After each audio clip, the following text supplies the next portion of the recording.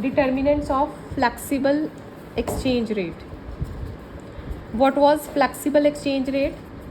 Flexible मतलब जो market forces से इफ़ेक्ट होता था, मतलब डिमांड एंड सप्लाई जिसकी इफेक्ट होती थी, that was market flexible exchange rate. ठीक है, क्योंकि एक्सचेंज रेट में वेरिएशंस होती हैं. ठीक है, एक था फिक्स्ड और दूसरा फ्लेक्सिबल. फ्लेक्सिबल जो मतलब अप डाउन जिसका चलता रहता है एक्सचेंज रेट का, और फिक्स्ड कौन सा था जो अप डाउन नहीं करेगा, गवर्नमेंट उसको कंट्रोल करके रखती है. ठीक है, तो या तो वो गोल्ड के हिसाब से फिक्स करेगी या फिर किसी कंट्री की करेंसी के हिसाब से, यूजुअली अमेरिका की करेंसी के हिसाब से उसको फिक्स करा जाता है. ठीक है, अब फ्लेक्सिबल एक्सचेंज रेट के डिटर्मिनेंट्स मतलब ऐसे कौन से मार्केट फोर्सेस हैं जो फ्लेक्सिबल एक्सचेंज रेट को, मतलब जो है ये फॉरेन एक्सचेंज की डिमांड फॉर फॉरेन एक्सचेंज बढ़ेगी. When demand for foreign exchange rises, किसकी वजह से आप फॉरेन एक्सचेंज की डिमांड करोगे? पहला, अगर आप गुड्स को इंपोर्ट करोगे. ठीक है, अगर बाहर कंट्री की आप कोई गुड्स खरीदोगे तो ऑब्वियसली उसको पे करने के लिए आपको डॉलर्स की ज़रूरत पड़ेगी. ठीक है, तो जब डॉलर की ज़रूरत पड़ेगी तो demand for foreign currency rise होएगी. ठीक है, नंबर 2, टूरिज़्म में अगर कोई इंडियन बाहर फॉरेन कंट्री में घूमने जाना चाहता है तो वहाँ कंट्री में स्पेंड करने के लिए उसको डॉलर चाहिए होंगे, तो वो क्या करता है, फॉरेन एक्सचेंज, फॉरेन करेंसी की डिमांड बढ़ जाएगी. ठीक है, क्योंकि उसको खर्चने के लिए डॉलर चाहिए. ठीक है, देन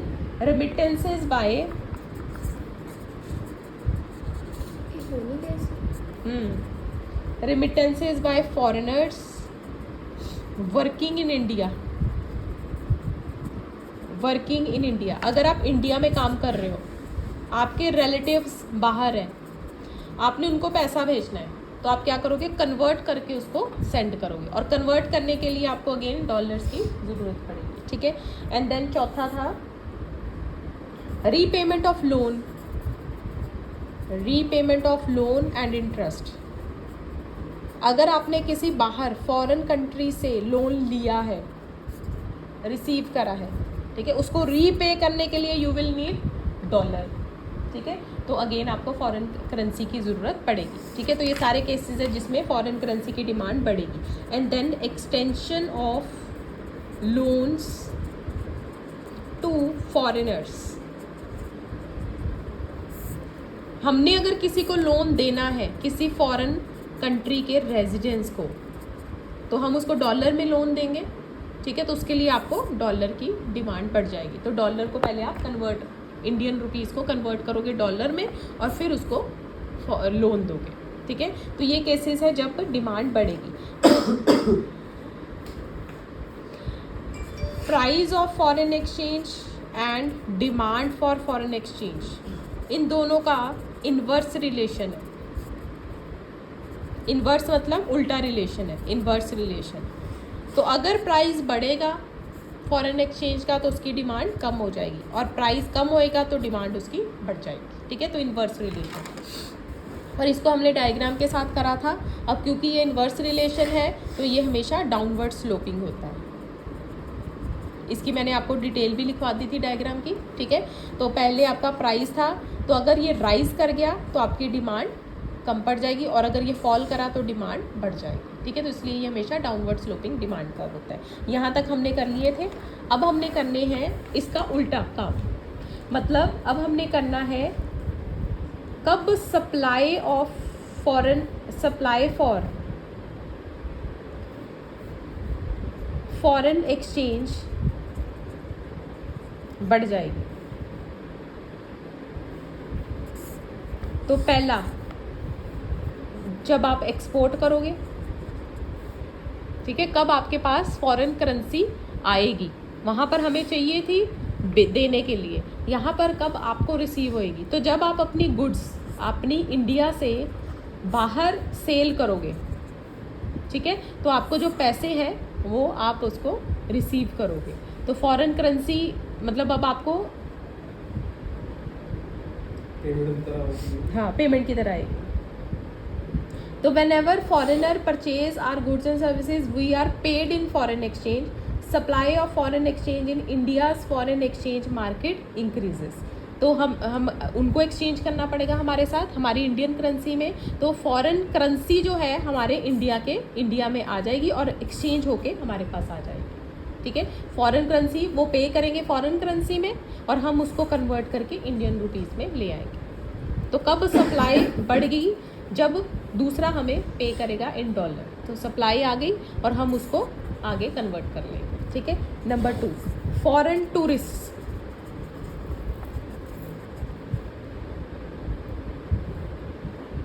फॉरेन टूरिस्ट, अब कोई बाहर ला यहाँ पे आ रहा है तो उसके पास क्या है? डॉलर्स।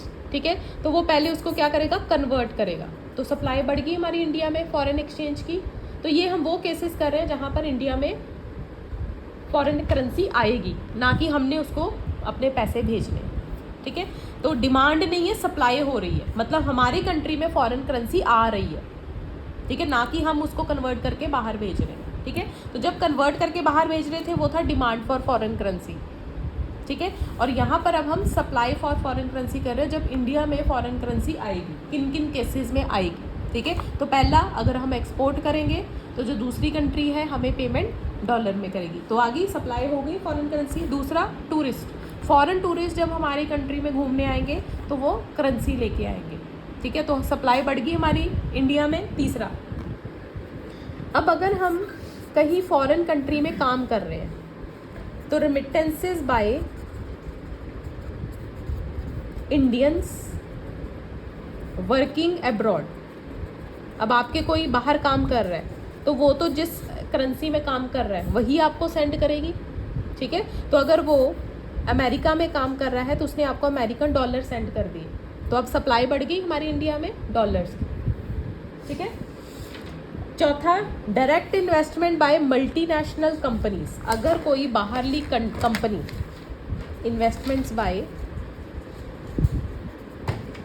मल्टीनेशनल कंपनीज, तो बाहरली कंट्री ने, यूएसए ने हमारी कंपनी में इन्वेस्ट करा है तो वो तो डॉलर्स में करेगी, तो सप्लाई बढ़ जाएगी, तो हमारी कंट्री में डॉलर्स आएंगे जब कोई बाहरली कंट्री हमारी कंट्री में इन्वेस्ट करेगी। ठीक है। Next is purchase of shares bye foreign investors. तो अगेन इन्वेस्ट करेंगे तो हमारी इंडियन कंपनी में अगर वो शेयर्स खरीदेंगे बाय फॉरेनर्स तो वो कौन सी करेंसी में खरीदेंगे? अमेरिकन करेंसी में। ठीक है, अपनी करेंसी में, तो हमारी सप्लाई बढ़ जाएगी। ठीक है, तो जब जब बाहरले लोग हमारी कंट्री में आके खर्चा करेंगे तब तब हमारी कंट्री में डॉलर्स की सप्लाई बढ़ेगी। ठीक है, तो यहाँ पर डॉलर्स आएंगे और हम उसको कन्वर्ट करके ले आएंगे। ठीक है, and then deposits by non resident Indians. Cash deal करते हैं जो भी है, समझाने का तरीका है सर। एक्सचेंज तो हो ही रहा ना, चाहे तुसी बाहरों भेज रहे हो पर फिर भी एक कन्वर्जन तो होएगी ना, ਉਹਦਾ ਬਾਹਰਲਾ ਡਾਲਰ ਦੇ ਹਿਸਾਬ ਨਾਲ ਇੱਕ ਕੰਟਰੈਕਟ ਤਾਂ ਬਣੇਗਾ ਨਾ। ਹੁਣ ਉਹ ਥੋੜੀ ਨਾ ਲਿਖਣਗੇ ਕਿ ਅਸੀਂ ਰੁਪੀਜ਼ ਵਿੱਚ ਕੀਤਾ, ਉਹ ਤਾਂ ਡਾਲਰ ਵਿੱਚ ਹੀ ਉਹਨੂੰ ਐਕਸਪਲੇਨ ਕਰਨਗੇ। ਈਵਨ ਇਨਕਮ ਟੈਕਸ ਦੇ ਵਿੱਚ ਵੀ ਅਗਰ ਤੁਹਾਡੇ ਫੋਰਨਰਸ ਦੇ ਨਾਲ ਡੀਲ ਹੋਈ ਹੈ, it is converted into dollar into rupees and again it is converted into dollars. ਮਤਲਬ ਐਕਸਚੇਂਜ ਰੇਟਸ ਦੀ ਐਵਰੇਜ ਲੈ ਕੇ ਉਹਨੂੰ ਕਨਵਰਟ ਕਰਿਆ ਜਾਂਦਾ ਹੈ, ਡਾਇਰੈਕਟਲੀ ਤੁਸੀਂ ਨਹੀਂ ਉਹਨੂੰ ਕਨਵਰਟ ਕਰ ਸਕਦੇ।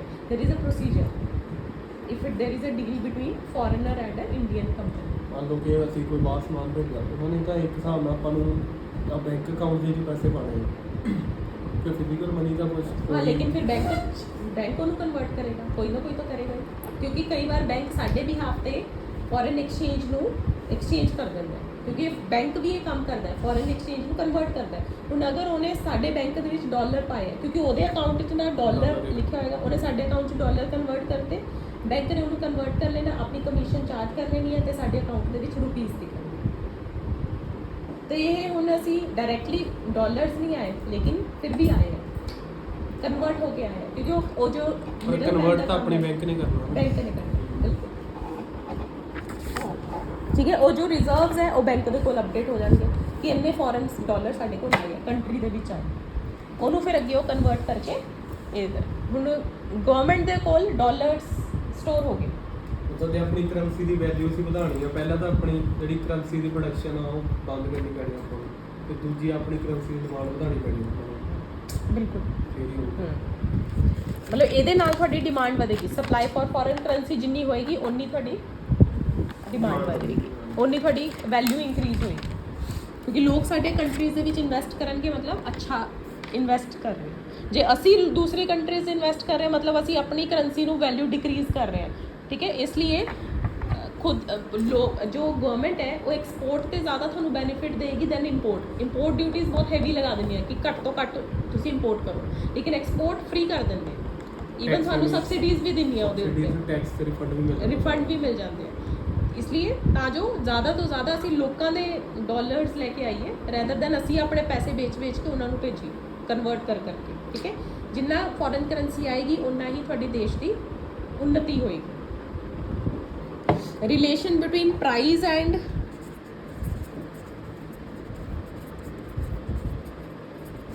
ਸਪਲਾਈ ਆਫ, ਹੁਣ ਇਹਦਾ ਉਲਟਾ ਰਿਲੇਸ਼ਨ ਹੈ। ਡਿਮਾਂਡ ਤੇ ਪ੍ਰਾਈਸ ਦਾ ਡਾਇਰੈਕਟ ਰਿਲੇਸ਼ਨ ਹੁੰਦਾ ਹੈ, ਲੇਕਿਨ price and supply of foreign exchange ਦਾ डायरेक्ट रिलेशन है, there is a direct relation. Price ਵਧੇਗਾ ਤਾਂ ਜ਼ਿਆਦਾ ਅਸੀਂ ਸਪਲਾਈ ਕਰਾਂਗੇ, ਪ੍ਰਾਈਸ ਘਟੇਗਾ ਤਾਂ ਅਸੀਂ ਘੱਟ ਸਪਲਾਈ ਕਰਾਂਗੇ, ਠੀਕ ਹੈ। ਕੋਈ ਇਨਵੈਸਟਰ ਹੈ ਜਦੋਂ ਉਹਨੂੰ ਜ਼ਿਆਦਾ ਪ੍ਰੋਫਿਟ ਦਿਖੇਗਾ ਤਾਂ ਹੀ ਉਹ ਵੇਚੇਗਾ, ਠੀਕ ਹੈ। ਇਸ ਤਰ੍ਹਾਂ ਹੀ ਫੋਰਨ ਦਾ ਵੀ ਇਹੀ ਹੈ।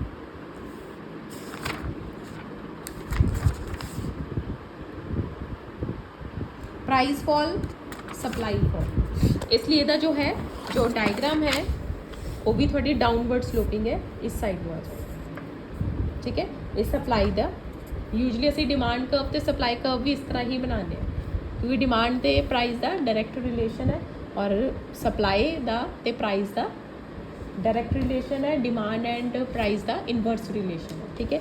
ਹੁਣ ਇਹਦੇ ਵਿੱਚ ਤੁਹਾਡਾ ओरिजिनल प्राइस ਸੀਗਾ P ਤਾਂ डिमांड ਸੀ ਤੁਹਾਡੀ क्वांटिटी Q। प्राइस ਵਧੇਗਾ ਤਾਂ क्वांटिटी भी ਵਧੇਗੀ Q1 P1, प्राइस घटेगा तो क्वांटिटी भी घटेगी Q2 P2, ठीक है।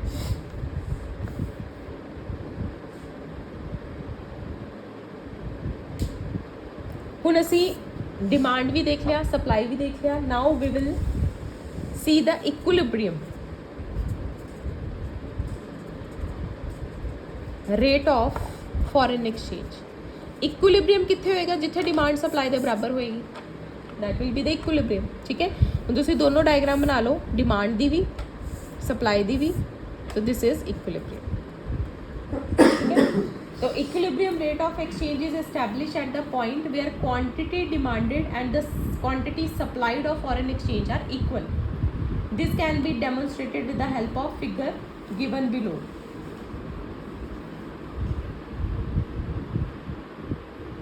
is थोड़ी same diagram, ठीक है। This is supply curve and this is demand curve. Again दोनों ਨੂੰ ਤੁਸੀਂ explain कर देना है, ठीक है। तो where demand curve meets supply curve, equilibrium is attained. तो at E demand is equal to supply, ठीक है। तो this is break even point।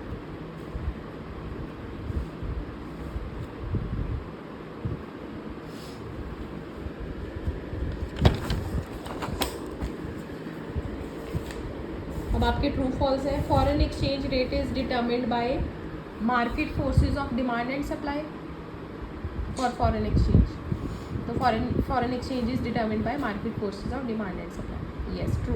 A person willing to purchase a house in America demands $US to make this purchase.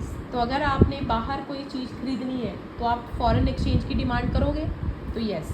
तो जब आप बाहर कोई चीज़ खरीदोगे, खर्चा करोगे, तो आप डिमांड करोगे डॉलर, ठीक है। Then increase in imports from a country causes inflow of foreign exchange. तो it will result in outflow. Import करोगे तो उसके लिए आपको फॉरेन एक्सचेंज की ज़रूरत पड़ेगी, तो आप बाहर भेजोगे। हमारी कंट्री में फॉरेन एक्सचेंज नहीं आएगी, हम बाहर भेज रहे हैं, ठीक है। There is a negative relation between foreign exchange rate and demand. तो प्राइस एंड डिमांड में नेगेटिव रिलेशन है, यस, ठीक है। डिमांड एंड प्राइस में नेगेटिव रिलेशन है, यस। प्राइस बढ़ता है तो डिमांड कम हो जाती है, प्राइस कम होता है तो डिमांड बढ़ जाती है। We do not demand foreign exchange for making unilateral transfer abroad. Unilateral क्या होता है? जो वन साइडेड होती हैं, जैसे गिफ्ट्स हैं, वो यूनिलेटरल होते हैं, लेकिन उसके लिए भी तो आपको फॉरेन एक्सचेंज की डिमांड चाहिए। जैसे आपने किसी को भेजने हैं पैसे, यूनिलेटरल, जैसे बच्चों को हम अपने बाहर पढ़ने भेजते हैं और पेरेंट्स पैसे भेज रहे हैं उनको पीछे से, तो उससे क्या होएगा, पैसे को कन्वर्ट करने के लिए फॉरेन एक्सचेंज की डिमांड होएगी। और वही बाहर कोई कमा के इधर भेज रहा है तो सप्लाई होएगी। तो यूनिलेटरल में भी फॉरेन एक्सचेंज की डिमांड होती है या सप्लाई होती है, जो वन साइडेड होता है, ठीक है। तो we do not demand foreign exchange for making unilateral transfer, तो दिस इज़ फॉल्स। तो चाहे वन साइडेड ट्रांसफ़र है तब भी आपकी फॉरेन एक्सचेंज की डिमांड हो सकती है, ठीक है। तो यूनिलेटरल मतलब जो वन साइडेड होते हैं, जिसके बदले में आपने कुछ नहीं दिया लेकिन आप उनको सेंड कर दो। देन नेक्स्ट टॉपिक है आपका causes of change in rate of foreign exchange.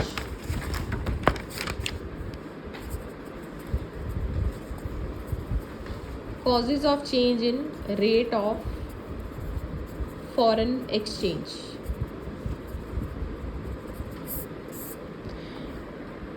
अब यहाँ पे दो कॉन्सेप्ट है, currency depreciation and currency appreciation.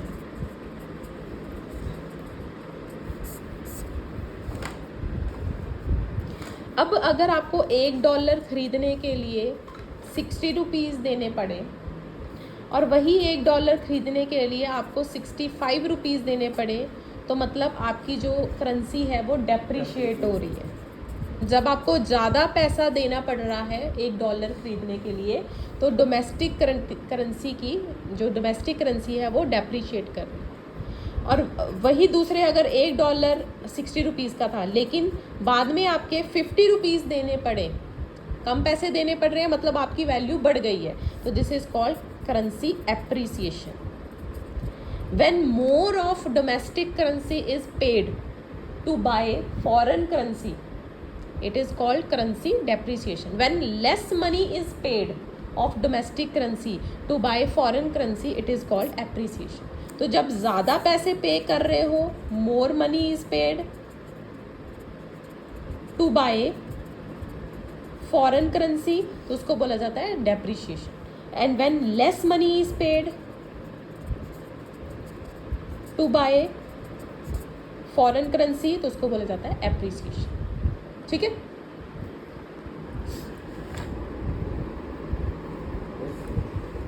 तो currency depreciation when exchange rate rises, तो डेप्रिशिएट कब करता है, जब एक्सचेंज रेट बढ़ जाता है, ठीक है, एक्सचेंज रेट राइजेस। और एप्रिसिएशन कब होती है, जब एक्सचेंज रेट फॉल कर जाता है, ठीक है। डेप्रिसिएशन, अब इसी को उन्होंने एक्सप्लेन करा है, depreciation of domestic currency. Depreciation of currency refers to decrease in value of domestic currency in terms of foreign currency. तो जब हमारी वैल्यू गिर जाती है, वैल्यू कब गिरेगी, जब हम ज़्यादा पैसे पे कर रहे हैं, ठीक है। तो depreciation of foreign currency, depreciation of domestic currency किसको बोलते हैं, decrease in value of domestic currency. जब हमारी कीमत कम हो जाती है, ठीक है, तब उसको डेप्रिसिएशन। किसी की भी कीमत कम हो, फिक्स्ड एसेट की कीमत कम हो जाती है, उसको डेप्रिसिएशन ही बोला जाता है। फिक्स्ड एसेट की कीमत बढ़ जाती है, उसको एप्रिसिएशन बोला जाता है। वैसे ही अगर हमारी करेंसी फॉल कर जाती है, डेप्रिशिएट कर जाती है, उसको बोला जाता है डेप्रिसिएशन ऑफ डोमेस्टिक करेंसी, ठीक है। वैल्यू जब कम हो जाती है, डेप्रिसिएशन।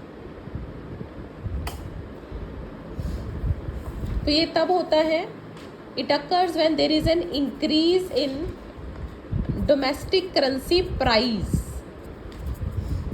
डोमेस्टिक करेंसी प्राइस, यहाँ पे प्राइस बढ़ा था, ठीक है, to buy foreign currency, foreign currency खरीदने के लिए जब आपका रेट बढ़ जाए।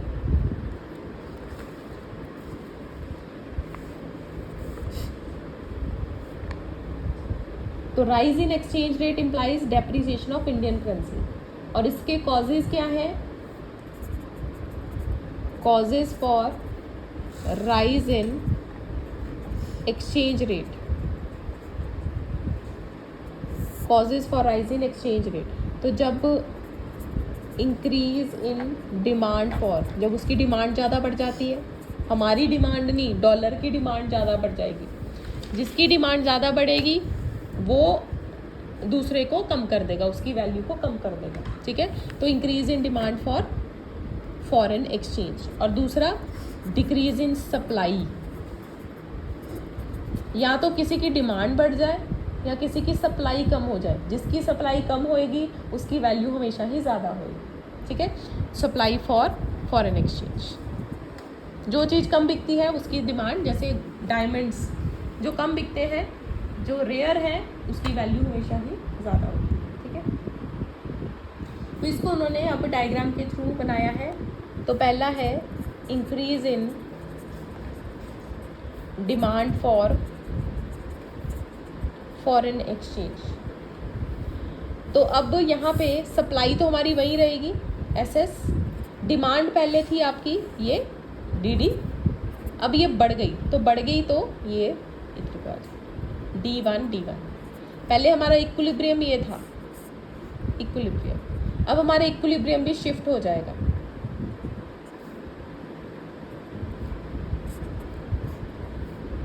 ठीक है।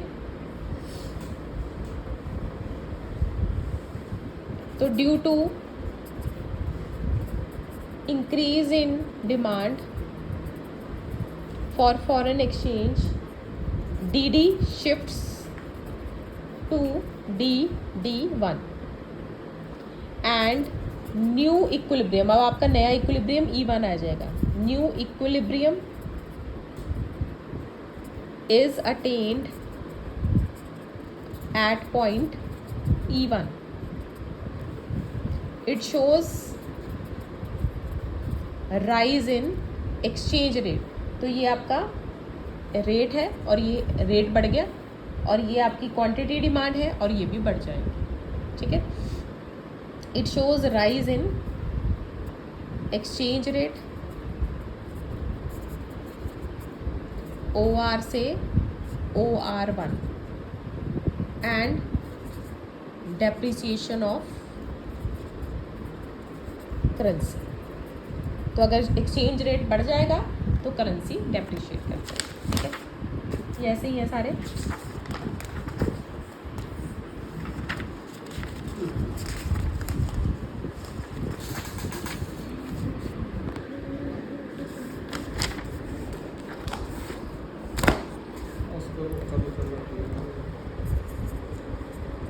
Decrease in supply of foreign exchange, एक टॉपिक तो ख़त्म कर दूँ। अब सप्लाई डिक्रीज़ हो रही है, तो ये आपका अब पहले डिमांड कर्व था, ये DD है, और सप्लाई इधर आ रहा है। अब सप्लाई इंक्रीज़ राइट साइड पे होती है और लेफ़्ट साइड को ये डिक्रीज़ कर जाएगी, S1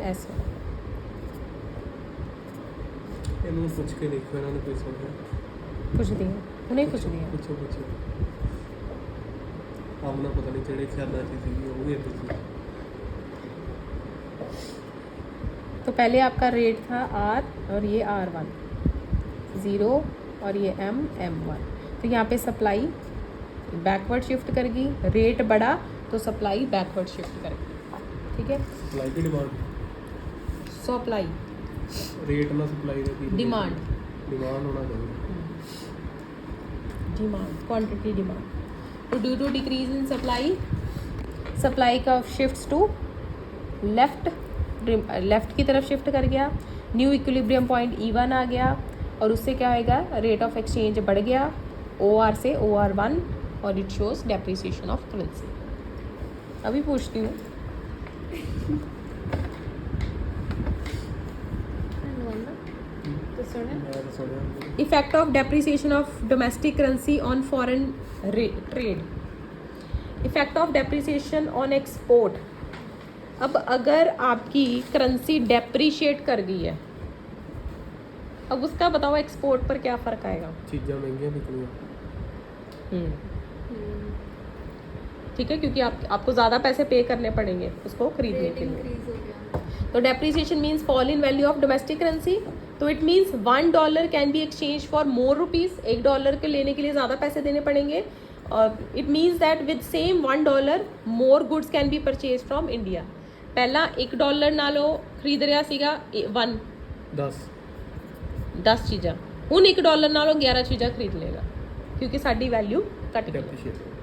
ठीक है, तो इम्पोर्ट्स विल इंक्रीज, डेप्रिसिएशन से इम्पोर्ट्स बढ़ जाएंगे। और किससे? बाय यूएस से। दूसरी कंट्री ज़्यादा खरीदेगी क्योंकि हम उनके लिए सस्ते हो गए। जिसकी वैल्यू कम हो जाती है लोग वहाँ से ज़्यादा खरीदना शुरू कर देते हैं। अब जैसे आपको लगे कि कोई चीज़ पाकिस्तान से सस्ती है, इंडिया ਦਾ ਤਾਂ ਐਕਸਪੋਰਟ ਵਧੀਆ ਨਾ। हाँ अपना एक्सपोर्ट करते हैं। ठीक है, पाकिस्तान की क्या मतलब? हाँ, तो depreciation of currency will encourage Pakistan. Exports. Pakistan क्या से कोई अगर पाकिस्तान में कोई चीज़ सस्ती है तो हम वहाँ से मंगवानी शुरू कर देते बंद हैं। करता उन्होंने। ये सब चलता है, सब कुछ मिल जाता है। And then effect of depreciation,